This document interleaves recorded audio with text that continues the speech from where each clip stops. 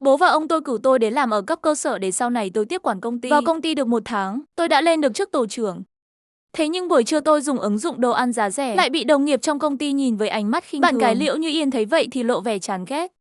Trang Thập Tam, không ngờ anh lại là người như vậy. Anh đồng nghiệp từng được đền bù giải tỏa nhà đất, biểu môi tiến lại gần. Ăn không nổi thì nói thẳng ra đi. Mỗi người cho một miếng cũng không đến mức ngủm đói. Anh xem cái này bốc mùi kinh khủng. Lỡ làm mọi người bị ám mùi thì sao? Tôi chẳng bận tâm, chỉ là bữa trưa thôi mà. Đâu phải ai cũng cầu kỳ như anh. Như Yên tối nay anh dẫn em đi ăn ngon nhé. Liễu Như Yên lộ vẻ ghét bỏ. Thôi đi, anh gọi đồ ăn giá rẻ mà còn tiền mời em sao? Anh từng nói sẽ cho em hạnh phúc. Hóa ra chỉ là một tên lừa đảo. Chúng ta chia tay đi. Ngô Kiệt Siêu tỏ vẻ đắc ý, nhân cơ hội vòng tay qua eo cô ấy. Cô ấy khẽ run lên nhưng không phản kháng. Thật đáng ghét, chút nữa muốn ăn gì mọi thứ nghe em hết, bảo bối. Sau khi hai người rời đi, các đồng nghiệp bàn tán xôn xao. Lương của phòng cũng đâu có thấp, hắn còn là tổ trưởng nữa, sao lại sa sút thế nhỉ? Chắc là dính vào tật xấu gì rồi. Tốt nhất sau này nên tránh xa hắn ra. Tan ca, tôi chặn Liễu Như Yên ở lối ra bãi đỗ xe. Như Yên, đừng hành động bồng bột vậy mà. Chúng ta đã hẹn hò 2 năm rồi. Không phải em vẫn muốn về ra mắt gia đình anh sao? Anh hứa với em ngày mai chúng ta sẽ về. Trang Thập Tam, ban đầu tôi đồng ý làm bạn gái anh là vì thấy anh trung thực và có chí tiến thủ. Anh xem bộ dạng anh bây giờ có xứng với tôi không? Như Yên, chẳng lẽ anh không có chí tiến thủ sao? Hơn 2 năm qua anh tự lực cánh sinh để lên chức tổ trưởng. Ông nội anh nói làm người phải thực tế, không thể chỉ nghĩ đến chuyện một bước lên mây. Lúc này một chiếc xe thể thao mới toanh chạy tới. Ngô Kiệt Siêu bước xuống xe. Lên chức tổ trưởng thì ai lắm sao? Vẫn là trâu ngựa thôi. Tiền lương ít ỏi đó của anh có thể cho Như Yên tương lai gì? Tôi nhớ may, anh cũng là trâu ngựa mà. Còn là cấp dưới của tôi nữa. Anh nói đúng nhưng bố mẹ tôi có tiền. Nói cách khác anh đi làm để kiếm cơm. Còn tôi đi làm chỉ để chơi. Đừng tưởng có tiền thì hay. Liễu Như Yên vòng tay ôm Ngô Kiệt Siêu trước mặt tôi. Trang Thập Tam, tôi muốn đến Môn Đắc ngắm bình minh. Đến đảo Bali bơi lội, đến Canada ngắm tuyết. Anh có cho tôi được những thứ đó không? Không có tiền, mọi thứ đều chỉ là lời nói suông. Cùng anh gọi ship đồ ăn giá rẻ, đúng là mơ mộng hão huyền. Tôi nhắm mắt ngẩng đầu lên. Anh quá thất vọng về cô ấy. Tôi run rẩy. Như Yên, anh cho em một cơ hội cuối cùng. Ngày mai về nhà cùng anh ăn cơm với bố mẹ, gặp ông nội anh. Chuyện hôm nay anh sẽ bỏ qua. Hai người họ cười phá lên. Anh cho tôi cơ hội sao? Trang Thập Tam, đầu ông anh có vấn đề rồi à? Tại sao tôi phải đi gặp bố mẹ anh và cả ông nội anh nữa? Lúc nào anh cũng nhắc đến ông ấy, nói mấy lời hủ lậu. Thật ghê tởm. Như Yên, đừng phí lời với hắn nữa, đi ăn thôi. Sau đó anh đưa em đi nhảy đầm. Hai người lên xe. Ngô Kiệt Siêu cố ý mở cửa kính xe, nhìn tôi với ánh mắt khiêu khích. Cứ về nhà mà khóc với ông nội đi. Cục cưng ngoan ngoãn, xã hội này không hợp với cậu đâu. Sáng hôm sau, Ngô Kiệt Siêu và Liễu Như Yên đến muộn đúng 1 tiếng. Vừa mở cửa đã xộc ra một mùi rượu nồng nặc. Hai người đến muộn rồi. Theo quy định của công ty sẽ bị trừ tiền chuyên cần. Cứ trừ đi không sao hết. Liễu Như Yên yêu mày, gì mà ghê vậy? Hôm nay đã là cuối tháng rồi. Anh trừ hết tiền chuyên cần của tôi à? Không thể đừng lấy việc công trả thù riêng sao? Trả thù riêng gì chứ? Đây là quy định của công ty. Đến muộn 10 phút đã phải thực hiện theo tiêu chuẩn này rồi. Hai người đến muộn hẳn 1 tiếng cơ mà. Liễu Như Yên biết không cãi lại được, tôi đành lầm bầm. Thật đáng thương. Bị đá thì dùng cách này để xả giận. Chỉ là một tên tổ trưởng hôi hám thôi. Cứ tưởng mình quan trọng lắm. Như Yên, đừng giận nữa mà. Tiền chuyên cần là bao nhiêu đâu? Anh đưa em hẳn 1 vạn. Có gì ghê gớm đâu. Liễu Như Yên lập tức cười tươi. Biết ngay anh Kiệt Siêu là tốt nhất mà. Bảo bối của anh, chỉ cần em vui muốn gì cũng được. Nhà anh không thiếu tiền, bây giờ là giờ làm việc. Đề nghị hai người chú ý tác phong. Ngô Kiệt Siêu tỏ vẻ chán nản. Tôi đưa bảng công việc cho hai người. Ngô Kiệt Siêu chẳng thèm nhìn. Hắn vứt xuống đất rồi nhổ một bãi nước bọt. Anh có ý gì không muốn làm nữa à? Tao đây chính là không muốn làm nữa thì sao nào? Nhìn cái bộ dạng đáng ghét của anh kìa, cứ như cầm lông gà làm lạnh. Người ngoài biết thì anh là tổ trưởng phòng, không biết thì lại tưởng anh là tổng giám đốc đấy. Tôi lắc đầu, không muốn làm thì cút. Công ty không thiếu người như anh. Trưởng phòng từ trên lầu đi ngang qua, nghe thấy tiếng cãi nhau. Đang làm gì đấy? Ngô Kiệt Siêu thấy vậy liền đổi thái độ. Báo cáo giám đốc, tổ trưởng Trang hắn bắt nạt đồng nghiệp nữ và còn sỉ nhục tôi nữa. Trưởng phòng nhìn tài liệu dính vết giày và nước bọt dưới đất. Nhớ mày, tổ trưởng Trang cậu làm hả? Không phải đâu, giám đốc là hắn ta. Liễu Như Yên đột nhiên đứng dậy. Tôi có thể làm chứng, tổ trưởng Trang làm cao. Hắn ta dựa vào chức quyền quấy rối tôi, rồi lại sỉ nhục anh Kiệt Siêu. Còn mắng anh ấy là trâu ngựa tầng đáy. Bắt anh ấy nhặt tài liệu lên và liếm cho sạch. Nếu không thì sẽ tìm cách sa thải. Tôi giận đến đỏ mặt. Từ nhỏ đến lớn, tôi chưa từng thấy ai trắng trợn như vậy. Ai ngờ lúc này các đồng nghiệp khác cũng đứng lên. Chúng tôi cũng có thể làm chứng. Tổ trưởng Trang làm cao. Hơn nữa tôi muốn tố cáo tổ trưởng Trang có thói quen xấu cầm lương cao đi phóng đãng. Bữa trưa thì ăn đồ ăn giá rẻ 7 tệ một suất. Tốt lắm Trang Thập Tam, chỉ là một tổ trưởng mà lại vô pháp vô thiên. Cậu tưởng đây là công ty nhà cậu mở chắc. Sau đó tôi bị giáng chức, xuống bộ phận bảo vệ phụ trách dọn dẹp nhà vệ sinh. Ngày hôm đó, tôi định gọi điện cho ông nội nói không làm nữa, nhưng nghĩ lại ông nội muốn tôi rèn luyện 3 năm, còn 1 tháng nữa là hết hạn rồi. Tôi không thể làm ông thất vọng. Lúc tôi đang dọn đồ, Ngô Kiệt Siêu gọi trà sữa cho tất cả đồng nghiệp trong phòng. Trừ tôi ra, Trang Thập Tam nhớ dọn dẹp nhà vệ sinh cho sạch vào. Nếu không lần sau ngay cả nhà vệ sinh cũng không có mà chỉ có thể ra đường xin ăn thôi. Tôi tức quá, đập mạnh bàn. Anh bớt đắc ý đi. Nếu không phải anh hãm hại, làm sao tôi phải ra nông nỗi này? Tôi hãm hại anh, mọi người đều làm chứng mà. Anh đang mắng tôi hay mắng mọi người vậy? Tôi quay đầu lại nhìn, từng người một đều cúi đầu uống trà sữa, cứ như không có chuyện gì xảy ra. Tin tôi lạnh buốt. Chẳng trách ông nội luôn nói chi nhánh này làm ăn không tốt, cần phải tinh giản biên chế. Giờ thấy thật sự rất cần thiết. Tôi nghiến răng không nói thêm nữa, ôm đồ định đi. Thế nhưng Liễu Như Yên đột nhiên giơ chân ra khiến tôi vấp ngã, tài liệu rơi vãi khắp sàn. Cô ấy cười đắc ý, ôi chào, sao anh lại bất cẩn vậy? Tôi cúi xuống nhặt từng tờ tài liệu.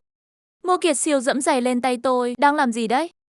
Đừng quên, bây giờ cậu chỉ là một thằng quét nhà vệ sinh thôi. Hắn tát một cái vào mặt tôi. Còn nhìn gì nữa, liên tiếp mấy cái tát nữa, khiến tôi choáng váng. Sau đó hắn vào lấy bàn phím trên bàn. Liễu Như Yên vội vàng ngăn lại. Được rồi anh Kiệt Siêu, đừng làm lớn chuyện nữa. Hắn ta chỉ là một kẻ hèn hạ thôi. Anh không cần phải chấp nhặt với hắn. Trang Thập Tam nghe đây. Từ nay về sau, vào công ty cậu phải ngoan ngoãn. Thấy tôi thì tốt nhất là tránh đường, nếu không đừng trách tôi. Tôi gật đầu. Đột nhiên quay người lại, giật lấy bàn phím trên tay hắn đập mạnh vào đầu hắn. Cậu nghĩ cậu là ai hả? Ngô Kiệt Siêu kêu lên thảm thiết. Liễu Như Yên đứng bên cạnh gào lên gọi xe cấp cứu đi. Nhanh gọi xe cấp cứu đi. Sự việc trở nên ồn ào. Tổng giám đốc vội vàng chạy tới. Ngô Kiệt Siêu được đưa đi cấp cứu. Đám đồng nghiệp đồng loạt chỉ vào tôi là hắn ta làm. Thằng quét dọn nhà vệ sinh Trang Thập Tam. Hắn ta bị thần kinh rồi. Tự nhiên tấn công người khác. Tôi thấy thằng này có vấn đề về thần kinh đấy. Tổng giám đốc nổi giận. Mấy cậu làm quản lý kiểu gì thế? Tất cả đều mù à? Thằng thần kinh cũng cho vào công ty làm việc à? Trưởng phòng sợ hãi vội vàng đổ trách nhiệm. Tổng giám đốc, ngài nghe tôi nói, tôi hoàn toàn không biết Trang Thập Tam bị thần kinh. Hắn ta trước đây rất bình thường. Không hiểu sao hai hôm nay lại như vậy. Tổng giám đốc nghe xong bỗng sững sờ. Ông ấy nói không một ai trong công ty được phép báo cảnh sát, nếu không sẽ bị sa thải ngay lập tức. Sau đó ông ấy gọi tôi vào văn phòng. Pha trà, Tiểu thiếu gia cậu chịu uất ức rồi. Là do tôi thất trách, không trách ông, đây là ý của ông nội. À còn 1 tháng nữa là tôi hoàn thành nhiệm vụ rồi. Xin đừng tiết lộ gì nhé, tôi không muốn hưởng bất kỳ đặc quyền nào. Nhưng sao có thể để ngài đi dọn nhà vệ sinh được chứ? Nếu chủ tịch mà biết, tôi không biết phải ăn nói thế nào. Dọn nhà vệ sinh thì sao chứ? Ông yên tâm, đây là do tôi tự nguyện. Ông cứ làm tốt công việc của mình. Còn lại đừng bận tâm. Ngô Kiệt Siêu chịu thiệt. Nằm viện 1 tuần mới xuất viện. Một buổi sáng trong ngày làm việc, tôi đang dọn nhà vệ sinh của công ty sạch bóng. Đột nhiên một túi ni lông màu đen bị ném ra. Trúng vào đầu tôi. Ngô Kiệt Siêu đắc ý đi ra. Bốc mùi chế giễu. Ôi chao, đây là chuyện gì vậy? Không ngờ cậu lại có sở thích nặng đô thế. Không chỉ quét dọn nhà vệ sinh mà còn đóng gói nữa à? Xem như là đồng nghiệp. Tôi sẽ không tố cáo cậu tội ăn cắp tài sản công ty. Tôi ôm đầu nôn mửa trên sàn. Ngô Kiệt Siêu đi đến cửa gào to. Mọi người mau đến xem đi. Trang 13 đang ăn nó trong nhà vệ sinh kìa. Nhìn ngon miệng lắm luôn. Bên ngoài một đám người vừa bóc mũi, vừa ghê tởm vừa muốn xem trò vui cười ha hà. Trời à, không ngờ hắn ta lại có sở thích kinh dị như vậy. Tôi rút vào một góc tường, cố gắng không để họ nhìn thấy bộ dạng thảm hại trên mặt tôi. Ngô Kiệt Siêu lấy vòi nước, chỉnh áp lực nước lên mạnh nhất dưới danh nghĩa giúp tôi dọn dẹp cơ thể. Hắn vừa xả nước vừa giật quần áo tôi. Đừng trốn nữa, quay mặt lại đây. Cậu oai lắm à? Dám đánh tôi, giờ sao hèn như con chó vậy? Ăn no chưa? Chưa đủ thì ông đây còn nhiều lắm. Tôi nghiến răng lao tới Ngô Kiệt Siêu. Tôi ghi chặt hắn xuống đất, tung những cú đấm liên tiếp vào mặt hắn. Giỏi lắm, ngoài mấy trò bẩn thỉu này ra cậu còn làm được gì nữa? Ngô Kiệt Siêu không có sức chống cự. Tôi túm cái túi ni lông còn bốc mùi nồng nặc, nhét vào miệng hắn ta quay cuồng. Liễu Như Yên cầm cây lau nhà mặt hoảng hốt, buông hắn ra. Nhân cơ hội đó, Ngô Kiệt Siêu bỏ dậy, giật lấy cây lau nhà và đánh tôi túi bụi. Tôi cuối cùng đã không thể hoàn thành khóa rèn luyện này. Hôn mê 5 ngày, 5 đêm trong bệnh viện, bố mẹ không rời tôi nửa bước. Nước mắt đã cạn. Tất cả là tại ông. Thứ nhất quyết bắt con đi rèn luyện, chỉ chút nữa là tôi đã phải đầu bạc tiễn đầu xanh rồi. Bố tôi run rẩy nói. Thư ký Vương, trong 2 giờ tôi muốn có tất cả thông tin về người đó. Nửa đêm trong văn phòng công ty, Liễu Như Yên đang lau mồ hôi trên trán Ngô Kiệt Siêu. Sao vậy bảo bối? Có chuyện gì à? Anh Kiệt Siêu, chuyện của Trang Thập Tam, em thấy không yên tâm. Anh nghĩ hắn ta có ngủm không? Hay là thành người thực vật? Ngô Kiệt Siêu cười lạnh. Thì sao chứ, em nghĩ anh sẽ sợ à? Với gia đình như hắn, cho dù có ngủm trong bệnh viện cũng làm nên chuyện gì đâu. Bố anh sẽ thuê luật sư giỏi nhất. Các đồng nghiệp cũng sẵn lòng làm chứng cho anh. Hắn ta là người động thủ trước, anh gọi là phòng vệ chính đáng. Kết quả xấu nhất cũng chỉ là bồi thường thôi mà. Liễu Như Yên cuối cùng cũng yên tâm cười theo. Đúng là anh Kiệt Siêu. Thật là có năng lực. Lúc này ngoài văn phòng vang lên tiếng gõ cửa. Ngô Kiệt Siêu tỏ vẻ khó chịu. Ai đấy? Chị và anh Kiệt Siêu là quan hệ nam nữ chính đáng. Vừa nãy chỉ là hứng thú nhất thời thôi. Tổng giám đốc rõ ràng chẳng có tâm trí đâu mà quan tâm mấy chuyện vớ vẩn đó. Ông ấy lạnh lùng nói, Ngô Kiệt Siêu, lần này cậu hại tôi thảm rồi. Tổng giám đốc là vì chuyện của trang 13 à? Lúc đó tôi thật sự không nghĩ sẽ ra tay nặng như vậy. Nhưng hắn ta không biết điều, tôi không còn cách nào khác, đó là phòng vệ chính đáng. Nhưng ngài yên tâm, đó là chuyện riêng của tôi với hắn ta, tuyệt đối sẽ không ảnh hưởng đến danh tiếng công ty đâu. Tôi đảm bảo với ngài. Tổng giám đốc cười gượng gạo, danh tiếng ư? Chi nhánh này sắp không còn nữa rồi. Cậu còn nói chuyện danh tiếng với tôi. Tốt nhất cậu nên chuẩn bị tâm lý. Cuộc đời cậu sắp tới sẽ rất thú vị đấy. Ngày hôm sau chi nhánh tổ chức một cuộc họp khẩn cấp. Tổng giám đốc tiếc nuối tuyên bố vì một vài lý do bất khả kháng, chi nhánh sẽ giải thể. Giám đốc có chuyện gì vậy? Công ty đang yên đang lành sao lại giải thể? Có phải là do sản phẩm gặp vấn đề hay là chất lượng, tiếp thị thị trường không đạt chuẩn? Dù sao đi nữa, cũng phải cho mọi người một lời giải thích chứ. Tổng giám đốc cười khổ. Ánh mắt ông không tự chủ được mà lướt qua Ngô Kiệt Siêu trong đám đông. Lý do ư? Ai mà biết được. Tôi chỉ có thể nói một vài người tự cầu phúc đi. Trong văn phòng trụ sở chính, chủ tịch đã tìm được người rồi. Tiếp theo phải làm sao ạ? Bệnh viện nói Tiểu Trang đã qua cơn nguy kịch rồi. Tên đó làm hại con trai tôi như vậy. Kết liễu hắn ngay thì quá dễ dàng cho hắn. Tạm thời đừng tiết lộ gì cả. Hãy đợi khi Tiểu Trang xuất viện và có thể đi lại được. Buổi chiều, một bóng người lo lắng xuất hiện ở phòng bệnh. Tôi cứ như không thấy cô ấy. Nhìn ra ngoài cửa sổ, cô đến đây làm gì? Liễu Như Yên đặt bó hoa, đi đến bên giường. Trang Thập Tam, tôi muốn xin lỗi anh vì những chuyện trước đây. Dù sao chúng ta cũng đã từng hẹn hò. Tôi cũng không muốn thấy kết cục này. Anh biết không, công ty giải thể rồi. Tôi thất nghiệp. Vậy sao? Tiếc cho cô thật. Mặc dù tôi không biết lý do, nhưng tôi lờ mờ cảm thấy nó có liên quan đến anh. Nói rồi cô ấy đặt một phong bì xuống đất. Không nhiều đâu, 5.000 tệ nhưng thôi. Nhưng là chút lòng thành của tôi. Hy vọng anh đừng vô lý nữa. Tôi nhớ mày, tôi vô lý ư? Chẳng lẽ cô không vậy sao? Đừng chối nữa, hoàn cảnh của anh tôi rất rõ. Hơn nữa, tôi phải nói rõ với anh, công ty giải thể không ảnh hưởng gì đến tôi và anh Kiệt Siêu cả. Nhưng anh đã hại những đồng nghiệp vô tội kia.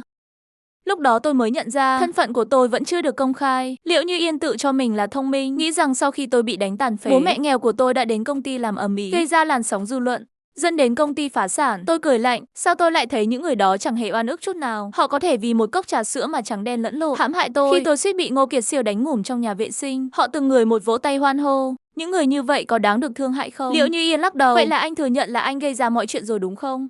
Trang Thập Tam, anh bắt đầu trở nên như vậy từ bao giờ? Tôi sắp không nhận ra anh nữa rồi. Tôi không muốn nói chuyện với cô nữa, cũng không muốn cãi nhau. Nếu không có việc gì nữa thì mời cô về. Cô ấy quay người định đi. Lúc này, đột nhiên có người đẩy cửa bước vào và đâm sầm vào Liễu Như Yên. Thẩm Hữu Sở đã đến bên cạnh tôi. Anh 13 ơi, bác sĩ nói anh cần nghỉ ngơi nhiều mà. Sao lại không nghe lời mà xuống giường rồi? Lỡ vết thương bị rách thì sao? À, chị này là bạn của anh hả? Tôi gật đầu, có thể coi là vậy. Thẩm Hiệu Sở nhiệt tình bắt tay Liễu Như Yên. Chào chị, em là Thẩm Hiệu Sở, là vị hôn thê của anh 13. Hả? Liễu Như Yên sững sờ. Vị hôn thê? Đúng vậy, chẳng lẽ anh 13 không nói với chị sao? Thật ra chúng em đã đính hôn từ năm 16 tuổi rồi, nhưng vì một vài chuyện nên kéo dài, đến bây giờ mới chính thức xác nhận quan hệ. Tháng sau chúng em sẽ kết hôn. Liễu Như Yên gửi tin nhắn thoại cho tôi. Trang Thập Tam, anh là tên đại lừa đảo, rõ ràng có vị hôn thê mà trước đây còn nói với tôi là độc thân. Đúng là lừa gạt tình cảm của tôi. Tôi cười, tôi chưa từng lừa gạt cô. Vũ Sa cũng nói rồi, chúng tôi mới xác nhận quan hệ gần đây. Thật lòng mà nói, cô ấy chăm sóc tôi lâu như vậy, tôi rất cảm động. Tôi còn phải cảm ơn cô, đã giúp tôi thấy được tình yêu đích thực là gì. Và ai là người đáng để tin tưởng. Lúc này, Liễu Như Yên vẫn chưa biết thân phận của tôi, nhưng mọi chuyện xảy ra gần đây đã khiến cô ấy lờ mờ đoán ra. Giọng cô ấy run rẩy. Trang Thập Tam, nếu hôm đó tôi đồng ý về nhà gặp ông nội anh, thì mọi chuyện có khác không? Có, sẽ rất khác. Vậy anh có thể cho tôi một cơ hội nữa không? Anh biết tôi yêu anh nhiều thế nào mà. Còn về Ngô Kiệt Siêu, chỉ là nhất thời tôi bị choáng váng thôi. Tin nhắn này cô ấy không thể gửi đi được. Nhìn thấy dấu chấm than đỏ, một vài chuyện đã trở nên rõ ràng hơn. Bố tôi quyết định dùng tiền bồi thường giải tỏa để đầu tư thành lập một công ty nhỏ của riêng mình. Đến lúc đó tôi sẽ làm CEO, em sẽ là thư ký riêng, nhận được đãi ngộ tốt nhất, không phải vất vả như trâu ngựa trước đây nữa. Nếu là Liễu Như Yên của trước đây, nghe tin này sẽ vui mừng đến phát điên. Nhưng không may, 3 tiếng trước, cô ấy đã nhận được một cuộc điện thoại của tôi. Xin lỗi, anh Kiệt Siêu, em không thể đồng ý với anh. Như Yên em sao vậy? Có phải em thấy đãi ngộ chưa đủ tốt không? Không sao, dù sao cũng là công ty của gia đình em mà. Muốn bao nhiêu cứ nói. Dù sao em cũng là người của anh cũng là của em. Em xin lỗi anh Kiệt Siêu, em thực sự không thể đến được. Em đã tìm được việc mới rồi. Với lại chúng ta chia tay đi. Như Yên em đang đùa với anh đấy à? Việc gì? Đi làm chó cho người khác à? Vài ngày qua, Liễu Như Yên đã tìm mọi cách để liên lạc với tôi. Tôi bị cô ấy làm phiền quá, cuối cùng đã đồng ý với cô ấy. Tôi sẽ thuê cô về làm người hầu cho tôi. Chỉ cần cô ở lại nhà họ Trang, chuyện trước đây sẽ được bỏ qua. Nhưng cô không thể nói với người ngoài là người hầu, mà phải nói là chó nuôi của nhà họ Trang. Và không được nói lý do tại sao lại làm chó. Câu trả lời này quá hoang đường. Ngô Kiệt Siêu nghe ra cô ấy nói thật, không hỏi thêm, làm chó cho ai? Nói đi. Trang 13, rốt cuộc anh đang giở trò gì với tôi vậy? Anh tẩy não Liễu Như Yên à? Tôi cười lạnh không đáp lại. Đột nhiên Liễu Như Yên xông vào phòng bệnh, thấy Ngô Kiệt Siêu đang túm cổ áo tôi, sợ đến hồn bay phách lạc. Anh làm gì vậy? Mau buông anh ấy ra. Ngô Kiệt Siêu nắm chặt tay cô ấy. Như Yên, em nói anh biết rốt cuộc là chuyện gì? Có phải hắn ta uy hiếp em không? Em đừng sợ, có anh ở đây, không ai làm hại được em, không ai ép buộc tôi cả. Tôi tình nguyện làm chó cho Trang Thập Tam. Anh đừng vô lý ở đây nữa. Em nói dối, em nhất định bị hắn tẩy não rồi. Thằng khốn, dám động vào phụ nữ của tao. Liễu Như Yên run rẩy cầm chiếc kéo. Anh Kiệt Siêu, anh đừng ép tôi. Ngô Kiệt Siêu cười phá lên. Trang Thập Tam cậu giỏi lắm. Chúng ta cứ chờ xem. Ngô Kiệt Siêu trở về hoàn toàn bị ám ảnh. Hắn ta tin rằng tôi đã tẩy não Liễu Như Yên, sau đó bỏ ra số tiền lớn để mời các đại sư, mong Liễu Như Yên quay lại. Một đêm Liễu Như Yên bưng một ly sữa nóng đến. Trang Thập Tam uống sữa xong thì đi ngủ sớm đi. Nghe nói tuần sau, Ngô Kiệt Siêu tổ chức tiệc sinh nhật có mời anh. Anh yên tâm, em đã hoàn toàn cắt đứt với hắn ta rồi.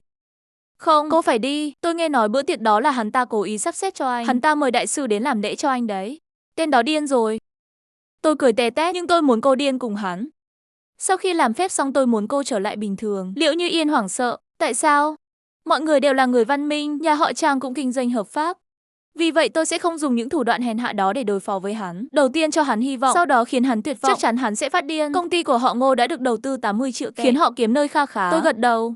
Tốt lắm. Sau bữa tiệc sinh nhật, Liễu Như Yên trở lại bên Ngô Kiệt Siêu. Có mỹ nhân trong tay, công ty lại kiếm được tiền.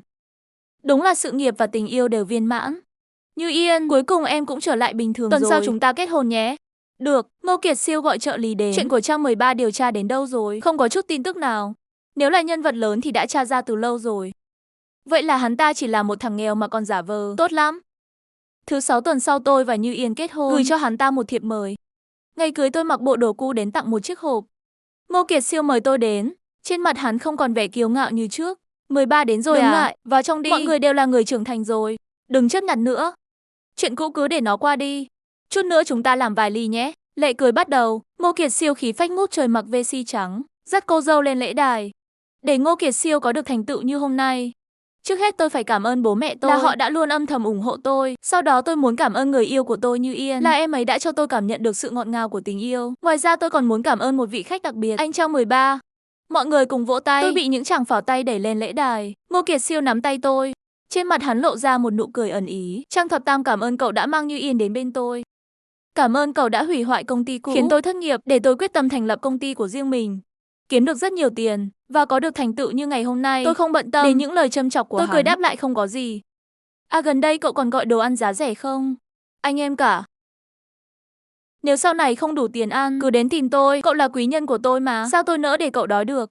Đúng rồi, bây giờ cậu nên không có việc làm nhỉ? Muốn đến công ty tôi làm việc không? Nhưng với năng lực của cậu công việc văn phòng có vẻ khó. Hay là qua làm linh vật cho tôi nhé? Mỗi ngày chỉ cần đứng ở cửa công ty thôi.